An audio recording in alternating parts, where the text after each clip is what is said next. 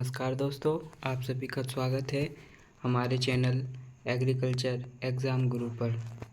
यहाँ पर आज हम सॉइल साइंस का डिस्क्रिप्टिव वीडियो लेकर आए हैं, जो कि सब्जेक्ट हमारा रहेगा फंडामेंटल ऑफ सॉइल साइंस। और ये बीएससी के सेमेस्टर फर्स्ट के पाठ्यक्रम के अनुसार जो 5th डीन कमेटी है ICAR, उसके अकॉर्डिंग है। तो चलिए तो फिर स्टार्ट करते हैं। स्टार्ट करने से पहले आप सभी से रिक्वेस्ट है कि हमारे वीडियो को लाइक करें, शेयर करें एंड हमारे चैनल को सब्सक्राइब करना ना भूलें। चलिए तो फिर स्टार्ट करते हैं। आज जो हमारा लेक्चर फर्स्ट है वो है एवोल्यूशन ऑफ अर्थ, पृथ्वी का विकास। तो जो हमारा पृथ्वी का विकास है, the origin and evolution of earth is best explain by planetesimal hypothesis.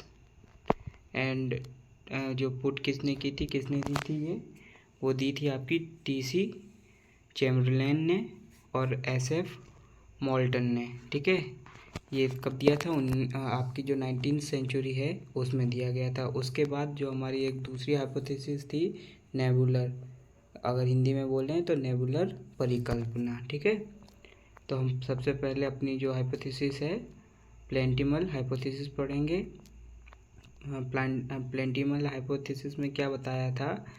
प्लेंटिमल hypothesis में बताया था, according to this, when a big star come closer to sun is create certain gravitational pull because of which tearing away of the outer matter took place and the thread matter got condensed and started to move around the sun in orbit, and these are called planetesimal nucleoids. तो इसमें क्या बताया है कि अगर कोई भी तारा है जो सूर्य के करीब आता है तो वो क्या होता है, उस सूर्य के करीब आने के कारण उस पर ग्रेविटेशनल फोर्स लगता है, और ग्रेविटेशनल फोर्स लगने के कारण क्या होता है कि वहाँ से वो उसकी एक परिकल्पना होती है या फिर उसके एक रिंग हो जाता है, वो उसमें घूमने लगता है, आपके सूरज के आसपास घूमता है। ठीक है, और वो घूमता कब है और वो क्या हो जाता है, जब वो दूर चला जाता है तो धीरे धीरे ठंडा होने लगता है और वह एक प्लांट बन जाता है। तो उस प्लांट को हम क्या बोलते हैं, जो प्लेनेट है उसको नाभिकी बोला जाता है। ठीक है, उसके बाद जो हमारी दूसरी हाइपोथेसिस थी वो थी नेबुलर की। नेबुलर की हाइपोथेसिस के अकॉर्डिंग क्या था भाई, कि जो आपका whole solar system at once time is cloudy nebula mass of matter in form of vapour और गैस। बताया है कि जो पूरा हमारा जो सोलर सिस्टम है वो एक टाइम पे क्या था कि गैस या मास का बादल सा होता है ना। फिर वो क्या होता है, second, it was instantly hot and incandescent, it was in perpetual motion. क्या बताना की कोशिश की है कि वो पहले बार जो होता है वो होता है बहुत ज़्यादा गर्म होता है ना, और गर्म होने के और क्या हो जाता है कि वो एक प्रॉपर मोशन में आ जाता है। जब यहाँ से हमारा मान लीजिए जैसे जो सूरज है, तो सूरज से क्या हो रहा है कि कुछ गैस के क्लाउड जैसे बनते हैं और वो क्लाउड्स क्या हो जाते हैं, हॉट, और बहुत ज़्यादा हॉट होते हैं। हॉट होने के कारण वो छल्ले की तरह बाहर की ओर फेंक दिए जाते हैं। जब वो बाहर की ओर निकलते हैं तो वहाँ पे क्या वो मैटर हो जाता है, और फिर वो मैटर धीरे धीरे ठंडा होता है और वो क्या करने लगता है, मोशन करने लगता है, सूरज के आसपास घूमना स्टार्ट कर देता है। ठीक है ना। One lapse of time nebula began to cool and the vapor in the outer layer are condensed and throughout in the form of ring, and further condensation and disruption lead to the formation of planet। तो मतलब क्या बता रहा है कि जैसे वो जिस तरीके से मैंने बताया कि जो गैसेस का छल्ला है, या गैसेस, और गैसेस आप नहीं बोल सकते, गैसेस के साथ उसमें क्या होता है, मॉइस्चर भी होती है, नमी होती है। तो वो क्या उसी के साथ जैसे जो आपका ठोस पदार्थ होता है वो होता है। तो वो जब वहाँ से सूरज से निकलता है, दूर की ओर फेंकता है, तो वो अपना जब एक चक्कर, वन लैप्स मीन्स क्या हो जाएगा कि एक चक्कर सूरज का, जब वो एक चक्कर सूरज का लगा देता है उसके बाद वो क्या होता है, धीरे धीरे ठंडा होने लगता है ना। और ठंडे होने के बाद टूट के वो क्या बन जाता है, बाद में प्लैनेट बन जाता है। तो the central mass which is still incandescent जो and not yet condensed is sun, और जो उसका अभी भी जो हिस्सा रह जाता है, नेबुला का जो हिस्सा रह जाता है बचा हुआ, वो अभी भी बहुत ज़्यादा गर्म होता है, और उसे हम क्या कहते हैं, अपना सूरज कहते हैं या सन कहते हैं। ठीक है, अब इसमें हिंदी है, जो बच्चे हिंदी पढ़ना चाहें वो यहाँ से पढ़ सकते हैं वीडियो को पॉज करके।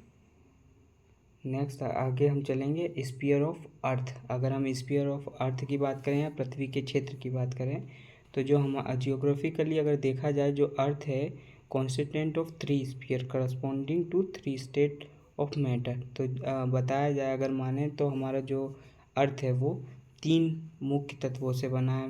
कौन कौन से स्फीयर्स होंगे या कौन कौन से पदार्थ क्षेत्र होंगे उसके, तो वो होते हैं पार्ट, सॉलिड होगा, लिक्विड होगी और गैस होगी।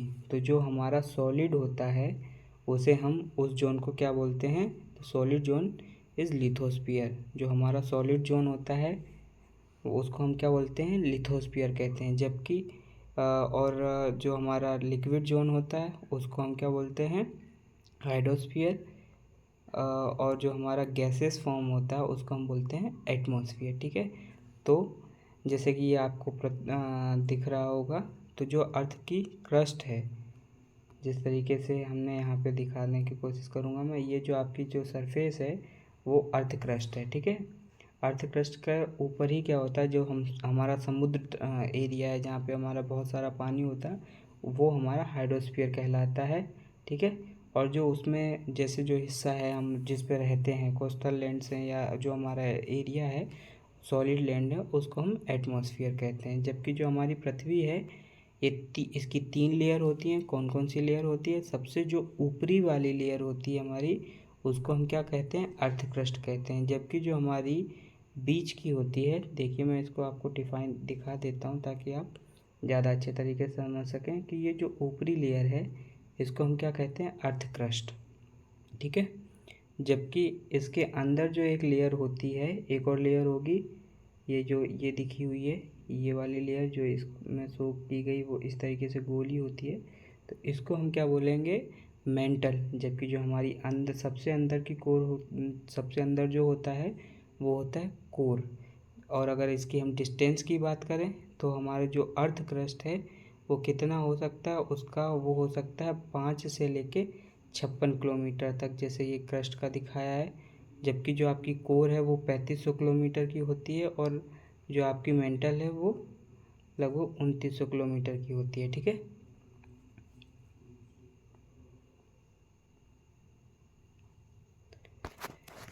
देन हम आगे चलते हैं, एटमॉस्फेयर पे आते हैं। तो एटमॉस्फेयर क्या है, the atmosphere is a forms an envelope 322 kilometre over the earth surface. This envelope of air that covers both lithosphere and hydrosphere is called atmosphere. इसमें क्या बताया है कि जो हमारा पूरा एटमॉस्फेयर है वो लगभग 322 किलोमीटर है, एटमॉस्फेयर कवर करता है हमारे अर्थ को। ठीक है, अर्थ की सरफेस को, और उसमें दोनों आ जाते हैं, जैसे लिथोस्फीयर भी आ जाता है और हाइड्रोस्फीयर भी आ जाता है। ठीक है, it contains water modules and dust which act as a nuclei for the condensation of water vapour to form clouds और फॉग। तो जो हमारे जैसे बादल बनते हैं, है ना, और फॉग बनती है, जो ओस की बूंदें बनती हैं, वो कैसे बनती हैं कि जो हमारा डस्ट होता है पृथ्वी, जो छोटे से बारीक कण जो होते हैं, वो कण क्या होते हैं, हवा में मिक्स हो जाते हैं। ठीक है, और हवा में मिक्स होने के कारण उन कणों के ऊपर क्या होता है, पानी चिपक जाता है, तो वो क्या बना देते हैं, वेपर्स बनाते हैं। ठीक है, और वही वेपर्स क्या हो जाती, जब कंडेंस्ड हो जाती है, इकट्ठी हो जाती हैं, डेंस हो जाती हैं, तो वो क्या बनाती हैं, क्लाउड बनाती हैं या फिर फॉग बनाती हैं। ठीक है, तो जैसे कि आपको वायुमंडल के अकॉर्डिंग अगर हम देखें तो हमारा जो नाइट्रोजन होता है हमारी वायुमंडल में, वो कितना होता है, 78.054%। ठीक है, जबकि ऑक्सीजन है वो होता है आपका 20.946%। ओके, कार्बन डाइऑक्साइड कितना होता है, 0.003%। आर्गन कितना होता है, 0.934%।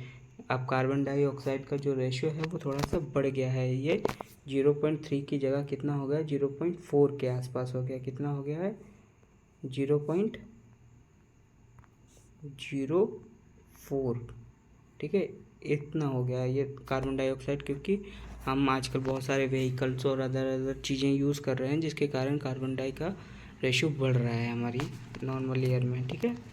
और जबकि आर्गन होता है वो कितना होता है, 0.934%। तो देखा जाए, in additional inert gases such as helium, neon, krypton and xenon are present.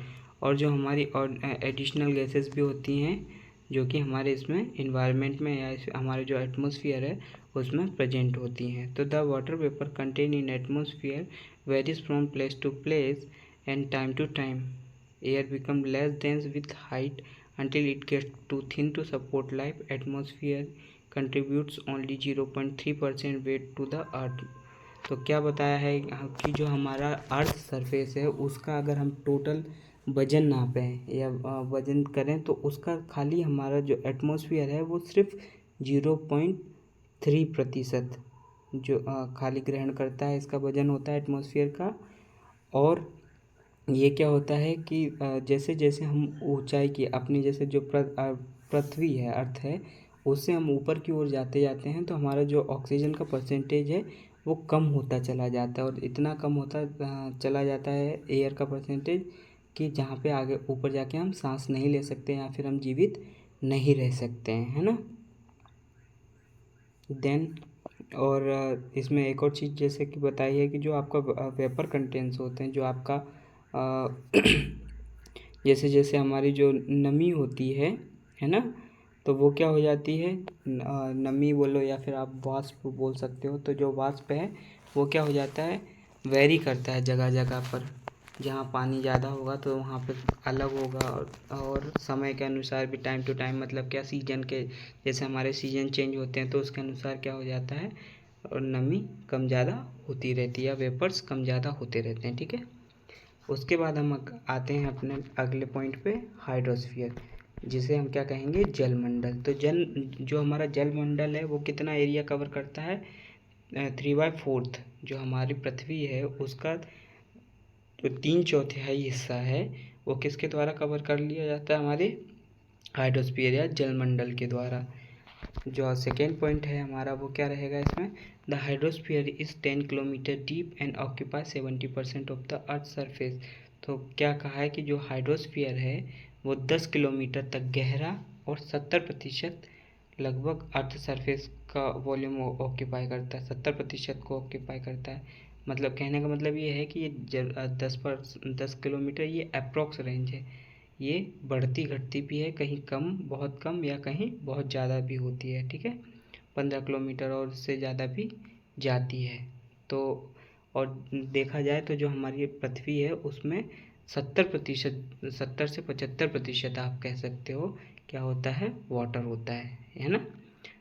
Next है, hydrosphere makes only 6.91% of the earth mass but by volume 15 times than that of the visible land above the sea level. जो हमारा hydrosphere है वो खाली 6.91% of the earth मास, जो हमारा पृथ्वी का वजन है, ठीक है, उसका खाली 6.91% ही है हाइड्रोस्फीयर।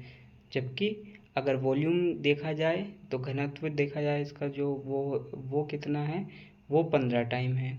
तो समझ रहे हैं, मान लीजिए वजन क्या है, हल्का है, पानी क्या होता है, हल्का होता है, इसलिए वजन तो उसका कम होगा। जबकि इसका अगर वो देखिए अगर जगह घेरने की बात होती है तो ये लगभग 15 टाइम ज़्यादा जगह घेरता है, ठीक है, अपने वजन के। उसके बाद हमारा अगला पॉइंट रहेगा, it contains absorb air and carries particle of rocks as sediments. तो ये क्या करता है, ये अपने साथ में हवा को, और जो हवा and carry particles of rocks, जो आपकी रॉक्स हैं, चट्टाने हैं या सेडिमेंट्स हैं, उनको भी अपने साथ में एब्जॉर्ब कर लेता है, ठीक है। Most of it lie within the ocean basis and also appear on the surface of land in the form of rivers, ponds, lakes and as ground water। तो क्या बता रहा है कि ज़्यादातर तो ये हमारे समुद्रों में मिलता है, पानी कहाँ ज़्यादातर पाया जाता है? समुद्र में पाया, लेकिन कुछ सरफेसों पे भी पाया जाता है। वो किस रूप में पाया जाता है? जैसे आपकी नदियाँ बहती हैं, तालाब हैं, है ना, झरने हैं, और जो आपका जो ग्राउंड वाटर है उसके रूप में। और the quality of different water varies, तो जो क्वालिटी होती है हमारे पानी की वो अलग अलग होती है। क्यों अलग अलग होती है? क्योंकि जो चट्टानें हैं, रॉक्स हैं, उनका या फिर उनका बेस किस टाइप की चट्टानें हैं, वो कहाँ पे ग्राउंड वाटर है। जैसे आगरा रीजन है तो यहाँ पे कैसा हो जाएगा, आगरा रीजन या आपका राजस्थान का रीजन जहाँ पे क्षारी है तो वहाँ नमकीन पानी होता है, सोडियम होता है वहाँ पे, ठीक है। और अगर आप गंगा बेसिन की बात करें, हिमालयन रीजन उस एरिया में मीठा पानी है, ठीक है। तो अलग अलग एरिया में अलग अलग तरीके का पानी होता है, ठीक। फिर हम बात करते हैं अगले टॉपिक। अगला जो हमारा पॉइंट रहेगा वो रहता है लिथोस्फीयर। जब लिथोस्फीयर की बात आ जाती है, देखिए हमने क्या कर लिया है, वायु जो पृथ्वी है उसके 3 तत्वों में से 2 तत्वों के बारे में हमने पढ़ लिया, जो क्या है, एक तो है आपका पानी और दूसरा है आपका गैस। अब तीसरा जो हिस्सा आता है वो होती है मिट्टी या ठोस, ठीक है। तो it is the solid sphere. ये कौन सा क्षेत्र होता है? Solid sphere. सॉलिड स्फीयर जिस पे कि हम रहते हैं, जो हमारी ज़मीन है, इसको हम क्या कहते हैं? लिथोस्फीयर कहते हैं। It consist of contents ocean basins, plain, plateau and mountains, valley, sand dunes, lava flow and fault scrap.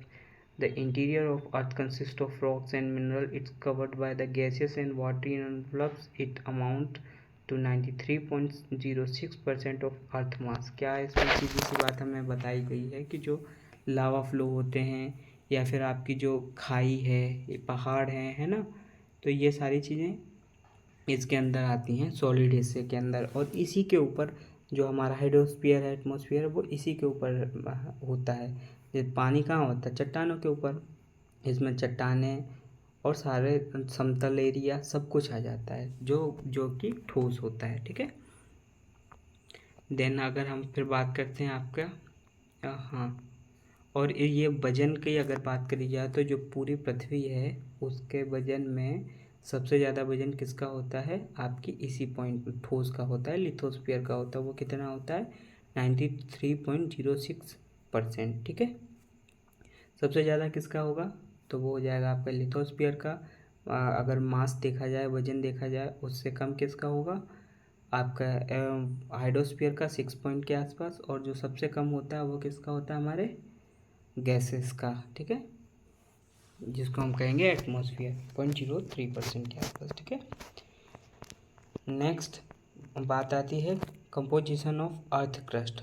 तो जो पृथ्वी की परत की संरचना, जो पृथ्वी की परत है, अब हम किसकी बात करेंगे? अभी तक हमने किसकी बात की? एटमॉस्फेयर, लिथोस्फीयर और हाइड्रोस्फीयर की। अब हम बात करेंगे पृथ्वी की। पृथ्वी में भी किसकी? जो उसकी अर्थ क्रस्ट है उसकी ज़्यादा, ठीक है। मेनली हम किसकी बात करेंगे? अर्थ के क्रस्ट की, जो आपकी ऊपरी सतह होती है पृथ्वी की, उसके बारे में।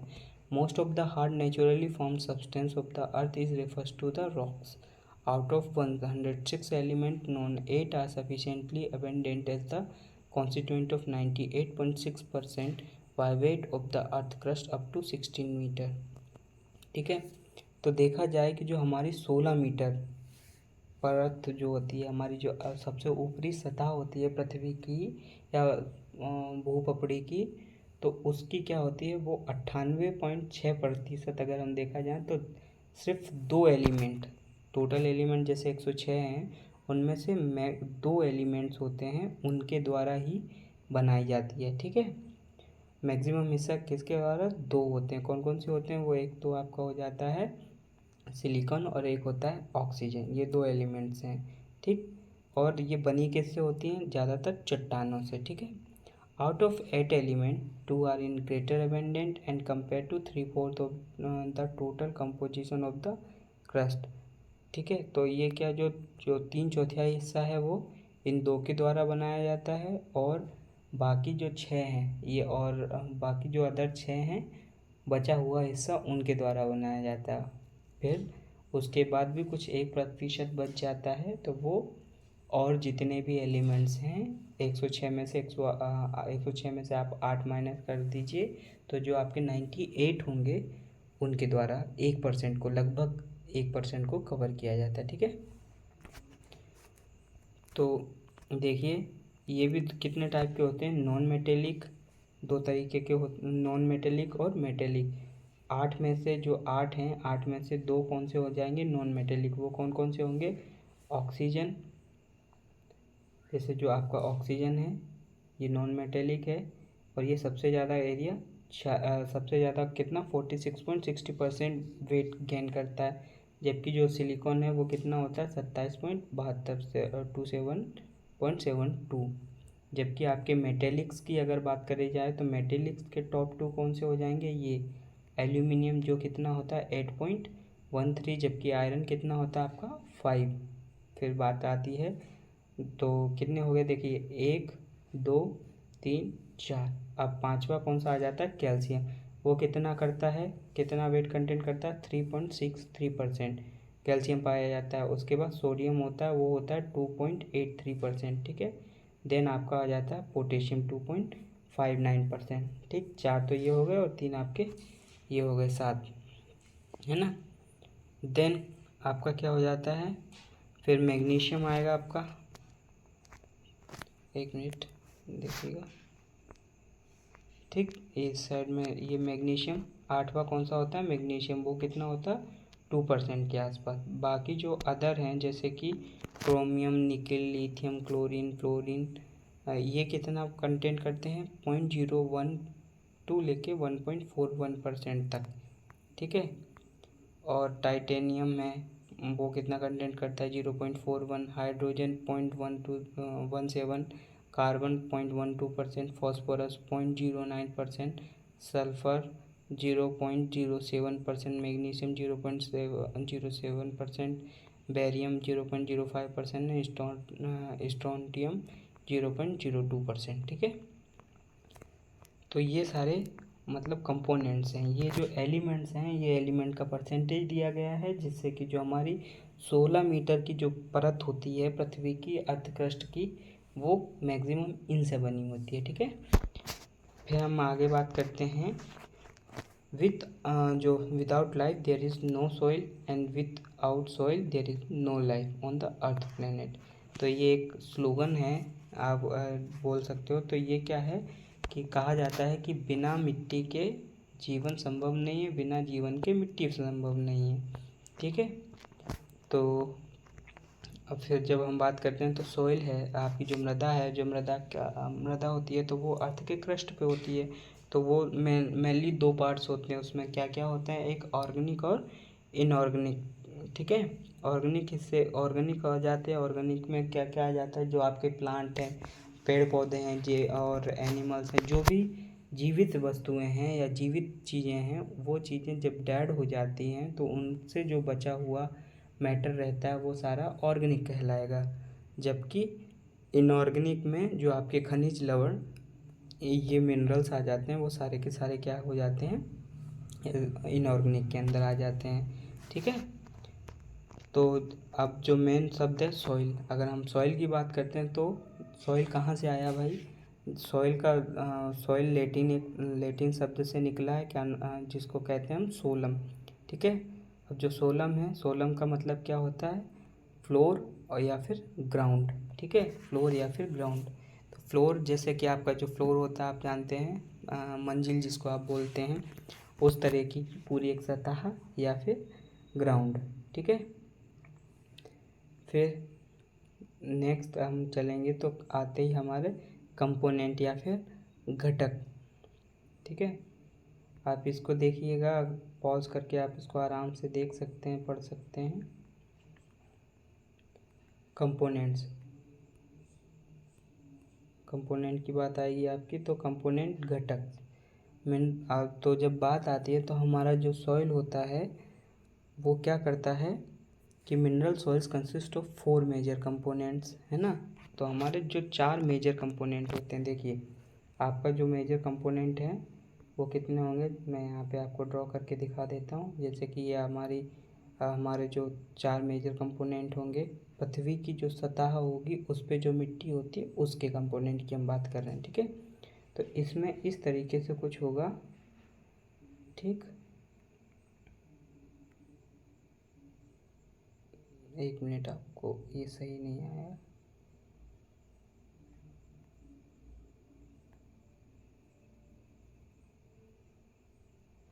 चलिए मैं दूसरा बना देता हूँ, इसको छोड़िए।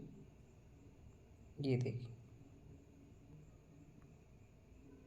जैसे कि ये मिट्टी का है तो इसका जो 1/3 हिस्सा होगा इस तरीके से आप बांट लीजिए इसको, है ना। तो ये जो 25-25% है, ये मान लीजिए वाटर है, वाटर के लिए, ये 25% एयर के लिए, जबकि 45% किसके लिए हो जाएगा। ये जो बचा हुआ ये वाला हिस्सा है, ये खनिज लवण आते हैं आपके या मिनरल्स आते हैं, और ये जो 5% है ये किसके लिए, ऑर्गेनिक मैटर के लिए। तो कितना कितना प्रतिशत में कौन कौन से कंपोनेंट हैं आपके, 5% तो होता है ऑर्गेनिक मैटर अप्रॉक्स है, ठीक है। 0 से 5%, 25% के आसपास वाटर होता है, 25% के आसपास एयर होती है, और 45% के आसपास खनिज लवण होते हैं। जिसमें से क्या होता है कि जो एयर और खनिज लवण एयर और वाटर होता है वो एक दूसरे को चेंज करता रहता है। जैसे कि हम मान लीजिए फॉर एग्जांपल, हम जब सिंचाई करते हैं तो जो पोर होते हैं, मृदा के अंदर छिद्र होते हैं, उन छिद्रों में क्या हो जाता है, पानी भर जाता है। जब पानी भर जाता है तो वो 25% में एयर की जगह वाटर का कंसंट्रेशन ज़्यादा हो जाता है। जब ज़मीन सूखती है तो एयर का कंसंट्रेशन ज़्यादा हो जाता है, ठीक है। इस तरीके से क्या होता है, ये दोनों फ्लक्चुएट करते हैं, एक दूसरे की जगह चेंज करते रहते हैं, ठीक है। देन हम आगे चलेंगे, इसको आप पढ़ लीजिएगा आराम से, पॉज करके आराम से आप पढ़ सकते हैं।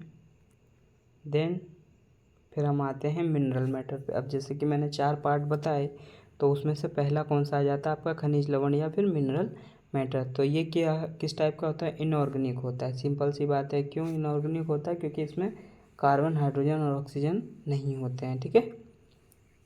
तो मिनरल मैटर है तो inorganic portion of solid is quite variable in size and composition.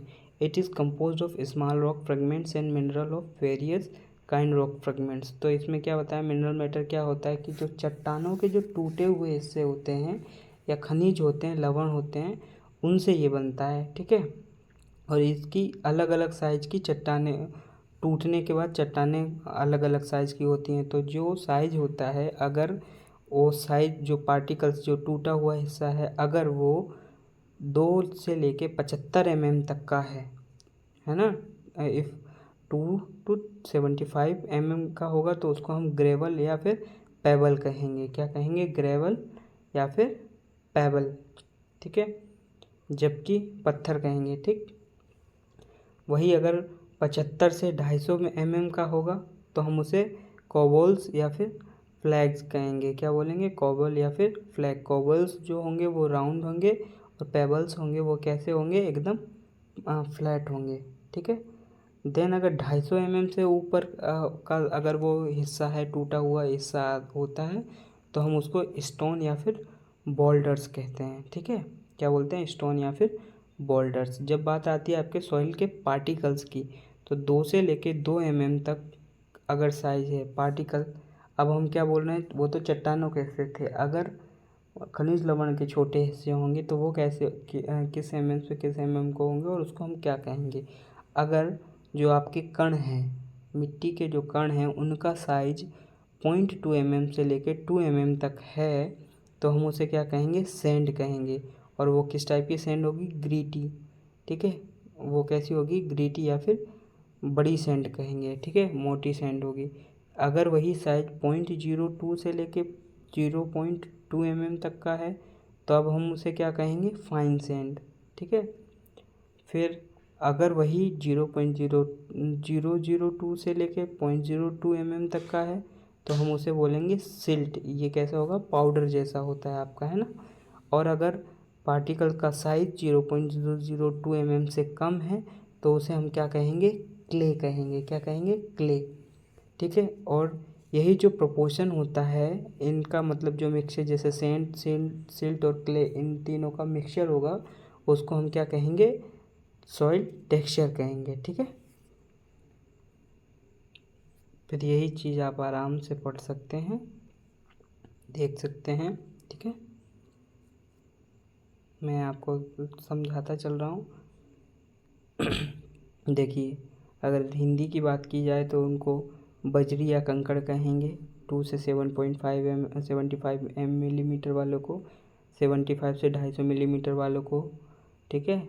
उसके बाद कोबोल्स कहेंगे या फिर फ्लैग कहेंगे, झंडे नहीं होगा, ठीक है। फ्लैग्स, ये झंडे हो गया, मिसप्रिंट हो गया है। और जो 250 से ऊपर वाले होंगे उनको हम क्या बोलेंगे, पत्थर या बोल्डर। मिट्टी की भी बात आ गई है तो वही है किरकिरी मिट्टी, तो रेत कहेंगे, या ठीक रेत की जगह क्या कह सकते हो आप, पतली रेत या छोटी, ठीक है। फिर जो गाद कहते हैं आपके उसको, देन मिट्टी इसको क्या मृतिका और कहा जाता है, क्ले को और क्या हिंदी में कहा जाता है, मृतिका कहा जाता है, ठीक है। देन हम आते हैं अपने जो नेक्स्ट पॉइंट है उस पे, ऑर्गेनिक मैटर पे।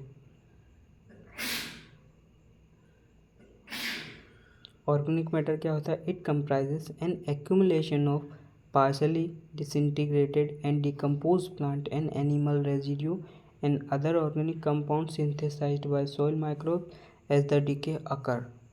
It is the transitory soil constituent as it is continuously broken down by soil organisms and lasts from few hours to several hundred years.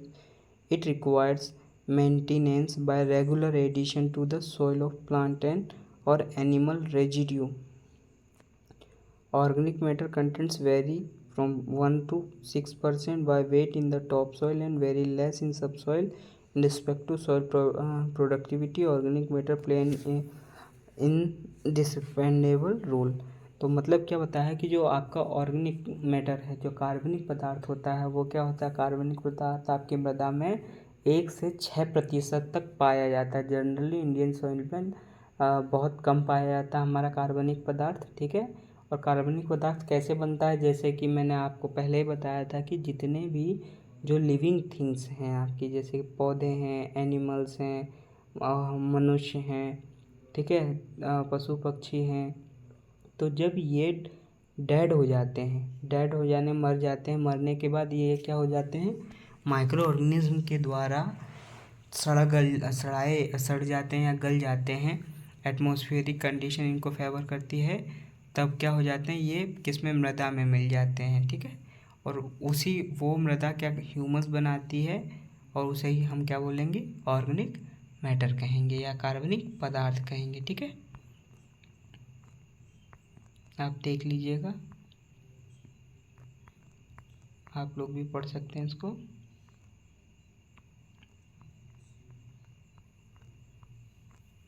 Next आपका आएगा सॉइल वाटर। अब soil water क्या होता है, मृदा के अंदर जो पानी होता है, हम उसकी ये बात करेंगे, ठीक है। Soil water is held in soil pores with varying degrees of density depending on the amount of water present and size of the pores.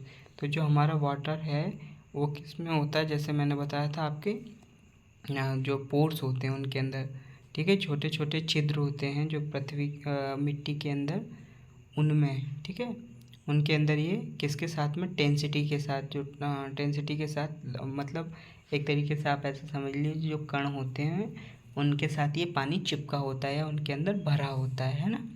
Soil water with its soluble constituent nutrients makeup soil solution which is the critical medium for supplying nutrients to growing plants, and soil water plays significant role in controlling energy balance of the soil and regulate the gases exchange in the upper layer of the soil। तो इसमें क्या बताया है कि जो आपकी soil है, जो सॉइल वाटर है, वो क्या काम करता है, जो आपके पोषक तत्व होते हैं जितने भी मृदा के अंदर, उनको घुलने में मदद करता है। उनके साथ वो ये है, ये पानी क्या करता है, अपने साथ उनको घोल लेता है जो आपके पोषक तत्व हैं, और पौधों को देता है, जिससे कि पौधे क्या करते हैं, अपनी ग्रोथ करते हैं, है ना।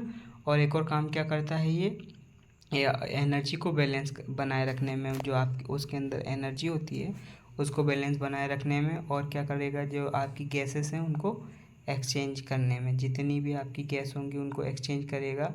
कब, जिस तरीके से मैंने जैसे बताया था, सिंचाई करेंगे, तो सिंचाई करने के बाद में जैसे ही सनलाइट पड़ेगी आपकी पृथ्वी पे, तो उससे क्या हो जाएगा, वाष्पोत्सर्जन होगा, है ना, वाष्प बनेगी मतलब वो क्या करेगा, अपने आप की जो एनर्जी है या जो टेम्परेचर है उसको मेंटेन करने के लिए पानी के रूप में गैस के छोटे छोटे फॉर्म वाष्प के रूप में पानी उड़ जाता है और मिट्टी के अंदर जो पोर्स हों।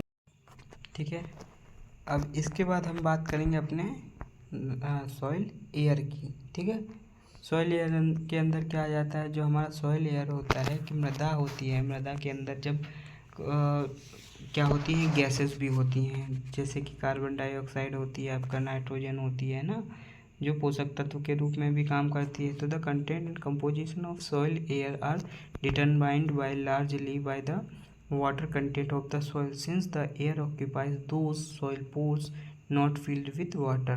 जैसे कि मैंने बताया, जो पानी से नहीं भरे होते हैं छिद्र या पोर, उनकी जगह पे क्या आ जाता है, आपका सॉइल एयर आ जाता है ना। Soil air always differ from atmosphere air in composition because of moisture content, root and microbial activity. तो ये जो सॉइल एयर है वो क्या करती है, जो आपकी एटमॉस्फेयर की जो एयर होती है उससे ये अलग होती है ना। क्यों? क्योंकि इसके अंदर नमी होती है, इसके अंदर रूट्स होती हैं और जो माइक्रोबियल एक्टिविटीज़ भी इसी के अंदर होती हैं, मतलब मृदा के अंदर होती हैं। ठीक है, तो वहाँ पे अलग इन्वायरमेंट बनता है। तो relatively humidity map approach 100% at optimum soil moisture. अगर ऑप्टिमम सॉइल मॉइस्चर की बात करी जाए तो लगभग 100% नमी होती है। Carbon dioxide content is often several 100 times higher than the 0.003%। जो आपका CO2 होता है, कार्बन डाइऑक्साइड होती है, उससे यहाँ पे क्या होता है कि कार्बन डाइऑक्साइड का परसेंटेज मृदा के अंदर जो होता है वो ज़्यादा होता है कंपेयर टू एटमॉस्फेयर के।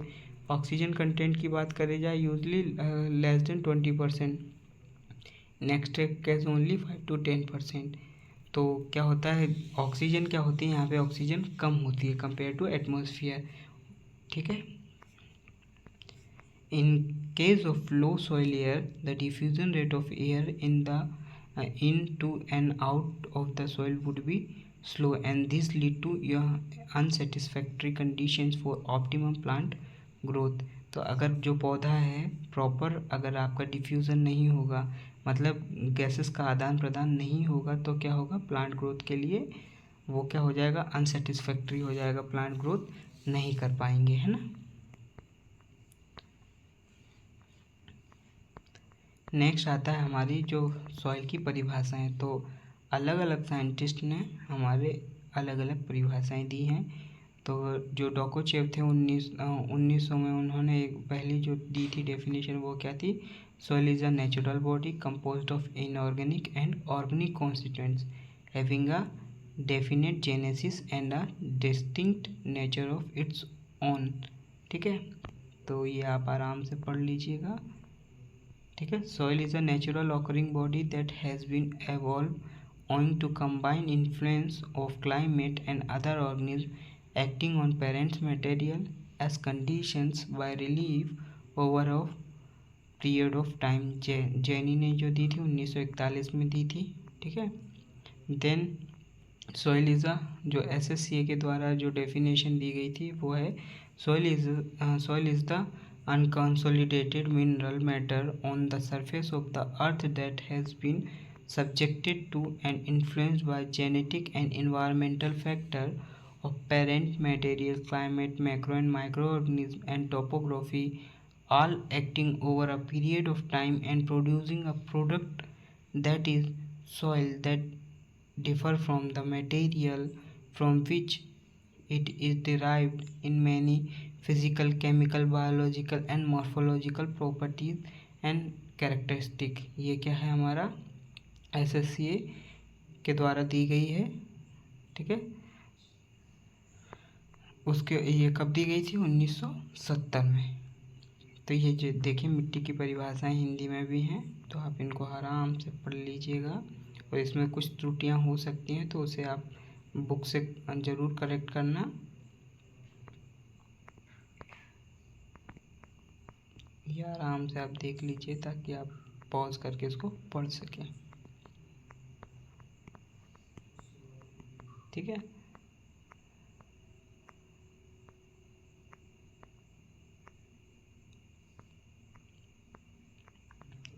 मॉडर्न कंसेप्ट ऑफ सॉइल्स की बात आ जाती है।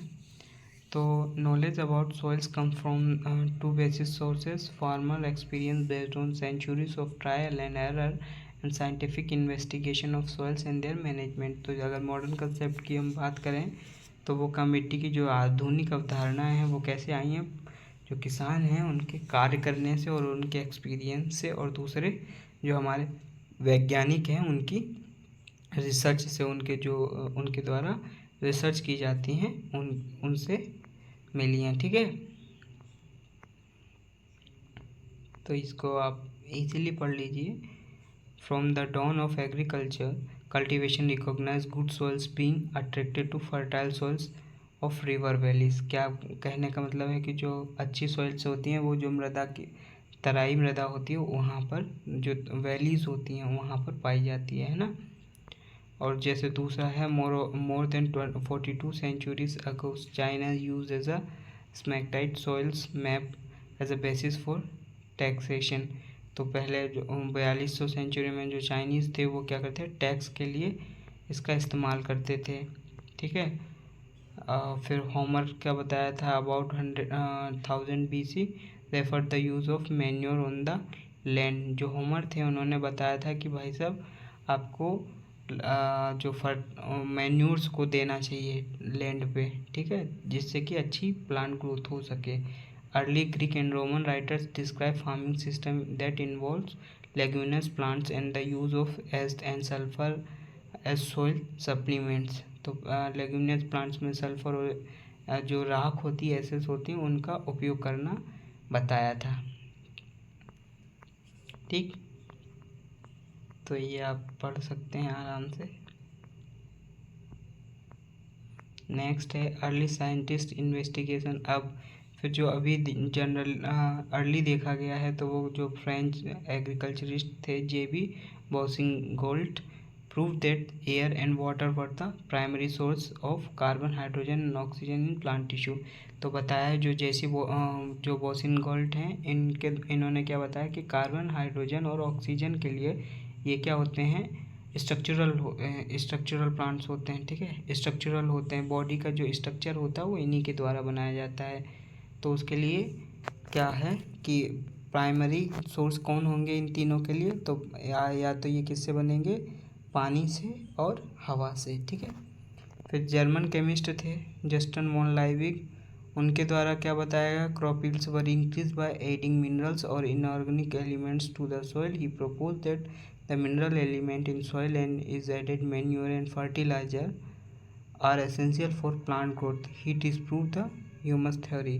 तो इन्होंने क्या बताया, जो जस्टन वॉन लाइविग हैं इनके द्वारा बताया गया कि आपके लिए जो आपके ऑर्गेनिक हैं जैसे कि खाद बीज हैं, ये खाद और मिनरल्स जो होंगे, मैन्योर्स होंगे, वो आपको आपके खेत में डालने चाहिए, है ना। फिर लाइविग की थ्योरी थी, लाइविग्स research lead to the concept the certain factors were essential for plant growth and that if any one of these factors was limiting plant production would be reduced accordingly। law of minimum है, इसमें क्या है कि अगर सारे जितने भी factors होंगे वो प्रॉपर होने चाहिए, या सारे एलिमेंट्स कितने पूरे एलिमेंट्स जो हैं पोषक तत्व हैं वो पूरे मिलने चाहिए, अगर उनमें से एक भी कम होगा तो प्रोडक्शन पे उसका इफ़ेक्ट पड़ेगा। ठीक है, फिर नाइट्रोजन ट्रांसफॉर्मेशन आर बायोलॉजिकल, ये जो आपके वेरिंगटन ने बताया था, आर वेरिंगटन ने, विनोकाडेस्की ने बताया था, isolated two groups of bacteria responsible for nitrogen transformation, nitrogen assimilation bacteria grow in nodules of leguminous plant. तो जो नाइट्रोजन ट्रांसफॉर्मेशन के लिए और नाइट्रोजन एसिमिलेशन के लिए दो अलग तरीके के बैक्टीरियाज होते हैं, है ना। फिर रिसर्च हुई थी यूएसए में, जीएस हॉकिंस जो हैं हॉकिंस, इन्होंने क्या बताया, develop effectively soil management system based on limestone rock phosphate and legumes. तो जो मृदा है इनमें जब आपके फॉस्फोरस और इनकी कमी हो रही है तो उनमें हम क्या करें, लाइम को डालें, रॉक फॉस्फेट को डालें और लेग्यूम्स क्रॉप उगाएं। ठीक है, मिल्टन वेटनी ने बताया कि emphasised studied and initiated the first national soil survey system। तो पहला जो सॉइल सर्वे सिस्टम है वो मिल्टन व्हाइटनी के द्वारा बताया गया था। फिर F.H. किंग थे, study that movement and storage of water in soil in relation to root penetration and crop growth के लिए। तो इन्होंने क्या बताया कि पानी का स्टोरेज सॉइल में और रूट हैं वो क्या करती है, पेनिट्रेट करती हैं, मतलब छेदती हैं, भेदती हैं, है ना, और क्रॉप को ग्रोथ कराती हैं। ठीक, आप देख लीजिए, हिंदी में आप इसको पढ़ें आराम से।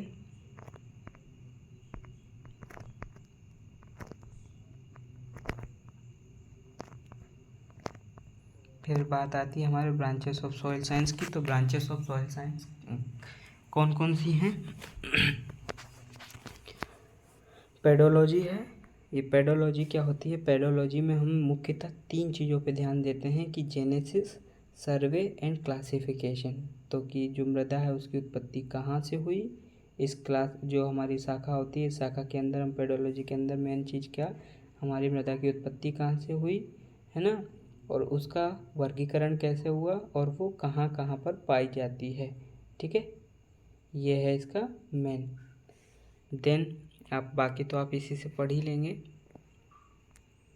देन है आपका इडोफोलॉजी।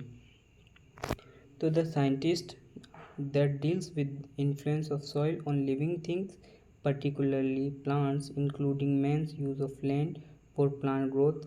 तो अगर इडोफोलॉजी की बात की जाए तो जितना भी जो इम्पैक्ट है वो प्लांट की ग्रोथ के लिए जो भी हम प्रोसेसेस करते हैं वो सारी इस इडोफोलॉजी के अंतर्गत आएंगी, है ना। तो वही जो विज्ञान क्या होता है, जीवित चीज़ों पर मिट्टी के प्रभाव से संबंधित है ना। देन आपकी आती है सॉइल फर्टिलिटी। तो the quality of the soil that is enable to provide essential chemical elements in quantity and proportion for growth of specified plant. तो सॉइल फर्टिलिटी क्या हो जाती है, जो आपकी मृदा है उसके अंदर उसकी गुणवत्ता कैसी है, उसकी हेल्थ कैसी है, जो और उसकी उर्वरक क्षमता क्या है, उसके बारे में जो भी हम पढ़ेंगे वो सॉइल फर्टिलिटी के अंतर्गत आता है ना। देन आता है आपकी अगली ब्रांच है सॉइल केमिस्ट्री। सॉइल केमिस्ट्री क्या होती है? Deals with the chemical constituents, the chemical properties and the chemical reactions of soil in relation to crop need. ठीक है, तो जो फसल के अनुसार हमें रासायनिक घटनाएं हैं या फिर रासायनिक गुण हैं उन, और मिट्टी की रासायनिक प्रतिक्रियाएं हैं, मिट्टी कैसे रिएक्ट करती है, वो सभी के सभी हम जो भी केमिस्ट्री का पढ़ेंगे या रसायन के बारे में पढ़ेंगे, मृदा के रासायनिक गुणों के बारे में, वो हमारा किस शाखा के अंदर आएगा? सॉइल केमिस्ट्री के अंदर। जब सॉइल फिजिक्स की बात आती है तो study of various physical process that are taking place in and through the soil. तो जो भी प्रक्रिया हैं या प्रोसेसेस हैं जो किसके अंतर्गत होती हैं, भौतिक भौतिक प्रतिक्रियाएं जो भी होती हैं वो सारी की सारी सॉइल फिजिक्स के अंदर हम समझेंगे और उन्हें पढ़ेंगे। ठीक है, वो चाहे मृदा के अंदर हो या मृदा के बाहर हो। ठीक है, सॉइल माइक्रोबायोलॉजी की जब बात करते हैं तो जहाँ पे हम छोटे से लेके बड़े जीवों के बारे में पढ़ेंगे, तो वो हमारी जो माइक्रो ऑर्गेनिज्म के अंतर्गत आ जाएगी। ठीक है, जिसमें हम बैक्टीरिया, फंगस, एल्गी, इन सभी के बारे में पढ़ते हैं जो हमारे सूक्ष्म जीव होंगे। अगली शाखा जो होगी हमारी वो कौन सी होगी? Soil conservation. कंजर्वेशन क्या होगी? तो जिस तरीके से हमारी मृदा का अपरदन होता है तो हम अपनी मृदा को किस तरीके से बचाएं और उसको मैनेज करें। ठीक है, वो हम इस शाखा के अंतर्गत पढ़ते हैं। अगली शाखा हमारी होगी सॉइल जेनेसिस। तो ये क्या हो जाएगी, जैसे कि मैंने आपको पहले बताया है, ये सारा पेडोलॉजी के अंतर्गत आता है कि कहाँ से हमारी मृदा की उत्पत्ति हुई है। ठीक है, सॉइल सर्वे की बात आएगी तो कहाँ पर जो हम मतलब systemic examination, description, classification, mapping of soils and area. तो एक क्षेत्र की मिट्टी की व्यवस्थित परीक्षा, विवरण, वर्गीकरण और मानचित्रण जब हम करते हैं उस एरिया को उसका सॉइल सर्वे कहा जाता है। जैसे हम लेते हैं ना, मैप्स लेते हैं कि कौन से एरिया में कौन सा मैप है, क्या क्या मिट्टी है, कैसी पूर्ण जो उसकी जानकारी होती है वो। ठीक है, चलिए इसी के साथ मैं अपने इस वीडियो ख़त्म करता हूँ और हम मिलते हैं अगले वीडियो में। धन्यवाद।